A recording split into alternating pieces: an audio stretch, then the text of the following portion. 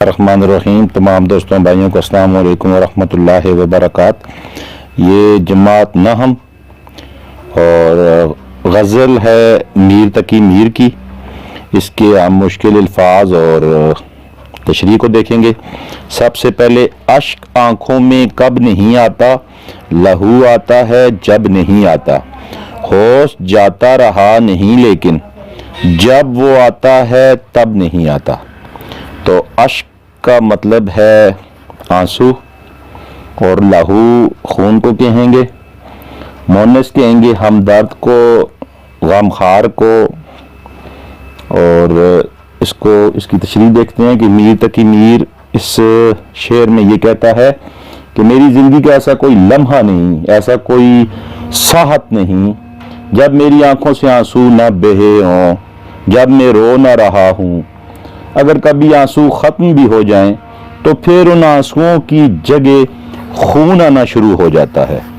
اشک آنکھوں میں کب نہیں آتا، لہو آتا ہے جب نہیں آتا، یعنی کہ آنکھوں سے اس وقت آنسو آنے ختم ہوں گے جب آنکھوں سے آنسوؤں کی جگہ لہو آنا شروع ہو جائے گا۔ مطلب یہ کہ شاعر یہ بتا رہا ہے اس شعر میں کہ میں انتہائی دکھ، انتہائی غم و الم کی کیفیت میں مبتلا ہوں، جس کی وجہ سے میں مسلسل رو رہا ہوں۔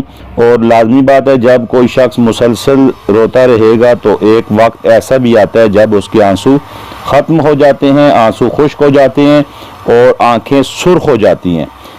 جیسے ان آنکھوں کی سرخی سے ایسے لگتا ہے جیسے ان آنکھوں میں خون اتر آیا ہو۔ یہی وجہ ہے کہ شاعر کہتا ہے کہ جب آنسو ختم ہو جاتے ہیں تو پھر ان کی جگہ میری آنکھوں سے آنسوؤں کی جگہ لہو رواں ہو جاتا ہے، لہو بہنا شروع ہو جاتا ہے۔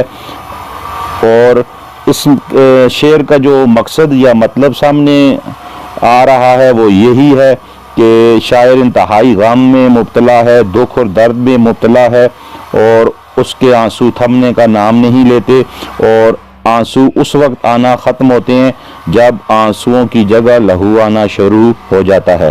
دوسرا شعر ہے ہوش جاتا رہا نہیں لیکن جب وہ آتا ہے تب نہیں آتا۔ اس شعر میں شاعر کہتا ہے کہ زندگی میں غم جانا بھی ہے اور غم دوراں بھی، مجھے دونوں کا سامنا ہے، مگر اس قدر غموں میں گرا رہنے کے باوجود وہ کہتا ہے کہ میرے اوسان خطا نہیں ہوئے، میں ہوش میں ہوں، میں ابھی بھی سب کچھ دیکھ سکتا ہوں، سمجھ سکتا ہوں، میرے ہوش جو ہیں وہ برقرار ہیں۔ لیکن جب میرا محبوب میرے سامنے آتا ہے، جس سے میں محبت کرتا ہوں، جس کو میں چاہتا ہوں، جب وہ میرے سامنے آتا ہے تو پھر مجھے ہوش بھی نہیں رہتا۔ مراد یہ ہے کہ شاعر کا محبوب جب اپنے حسن کا جلوہ دکھاتا ہے تو شاعر محبوب کے حسن کے دیدار میں ایسا کھو جاتا ہے کہ پھر اسے کسی چیز کی بھی ہوش نہیں رہتی۔ ہوش جاتا رہا نہیں لیکن جب وہ آتا ہے تب نہیں آتا، یعنی وہ کہتا ہے میرا ہوش تو اپنی جگہ برقرار ہے لیکن میں ہوش کھو دیتا ہوں، میرا ہوش اس وقت اڑ جاتا ہے جب وہ آتا ہے، یعنی جب وہ میرا محبوب آتا ہے تو اس وقت میرے ہوش کھوتے ہیں، ورنہ میں اپنے ہوش و حواس میں ہی ہوتا ہوں۔ صبر تھا ایک مونس ہجراں، سو وہ مدت سے اب نہیں آتا۔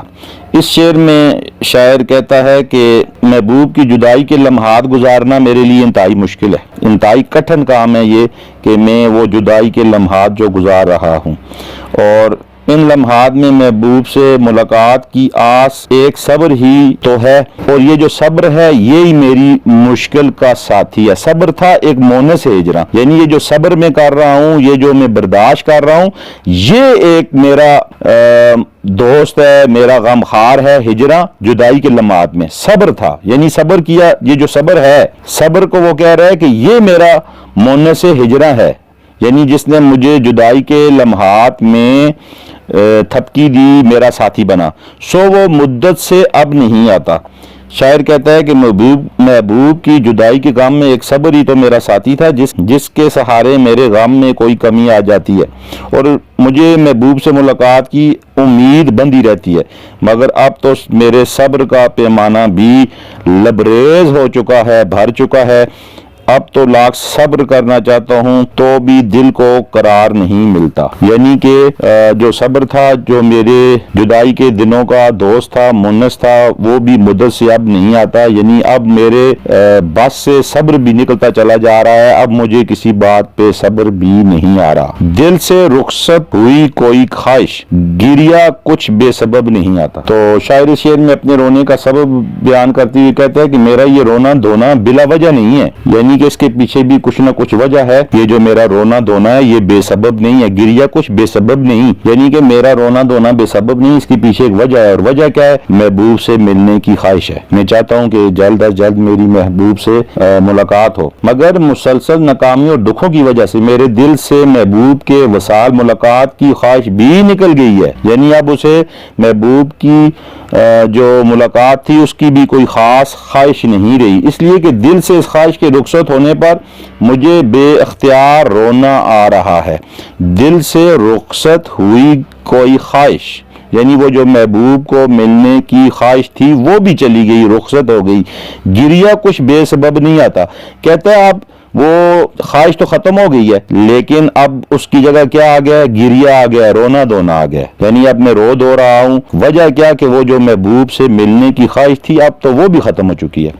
حوصلہ شرط عشق ہے ورنہ بات کا کس کو ڈھب نہیں آتا. اس میں شاعر کہتا ہے کہ محبوب کا راستہ بہت کٹھن اور آزمائش طلب ہوتا ہے جو ہم اپنے محبوب سے ملاقات کا راستہ اپناتے ہیں. اس میں بہت سے مصائب ہیں، بہت سی مصیبتوں کا سامنا کرنا پڑتا ہے. محبت کے آداب میں صبر و تحمل اور حوصلہ ضروری ہوتا ہے، اور میں اسی اصول کی پاسداری کرتے ہوئے حوصلے اور برداشت سے کام لے رہا ہوں، ورنہ بات کرنے کا طریقہ مجھے بھی آتا ہے. وہ کہتا ہے کہ میں برداشت کر رہا ہوں، صبر کر رہا ہوں، خاموشی اختیار کیے ہوئے ہیں، ورنہ باتیں کرنا مجھے بھی آتی ہیں. مطلب یہ کہ شاعر کو عشق کے آداب کا پوری طرح سے خیال ہے.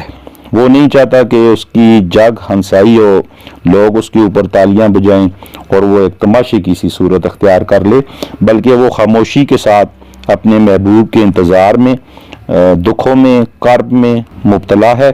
اور وہ کہتا ہے باتیں کرنے مجھے بھی آتی ہیں لیکن میں یہ کام کرنا ہی نہیں چاہتا.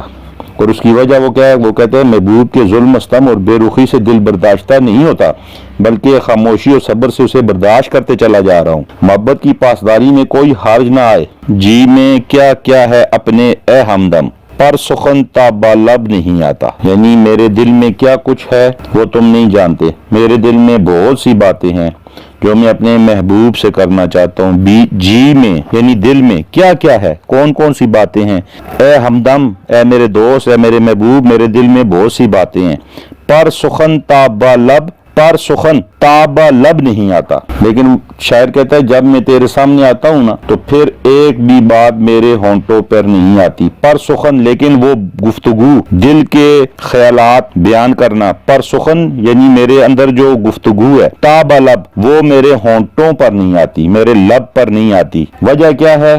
محبوب کے سامنے آتے ہی میں اپنا حوصلہ کھو دیتا ہوں. یعنی میرے اندر اتنا حوصلہ نہیں رہتا کہ میں اپنے محبوب سے وہ ساری باتیں، ان جذبات کا اظہار کر سکوں جن جذبات اور احساسات کا اظہار میں کرنا چاہتا ہوں. اور آخری شعر ہے، دور بیٹھا غبار میر ان سے، عشق بن یہ ادب نہیں آتا. اس شعر میں شاعر کہتا ہے کہ عشق وہ جذبہ ہے جو انسان کو ادب و احترام کا سلیقہ سکھاتا ہے. یہی مضمون مختلف شعراء نے بھی باندھا ہوا ہے. یعنی کہ شعراء کے ہاں عشق، محبوب، محب یہ گفتگو چلتی رہتی ہے. تو میر یہ کہتا ہے کہ مجھے عشق نے سلیقہ سکھایا ہے، طریقہ اور کرینہ سکھایا ہے. میں تو کیا میری گرد بھی محبوب تک نہ پہنچے. یعنی کہ میں نہیں چاہتا کہ میرے محبوب کی عزت و ناموس میں، اس کے وقار میں وہ کسی بھی قسم کی کوئی کمی واقع ہو. یعنی کہ میں ہر چیز کی پاسداری رکھنا چاہتا ہوں.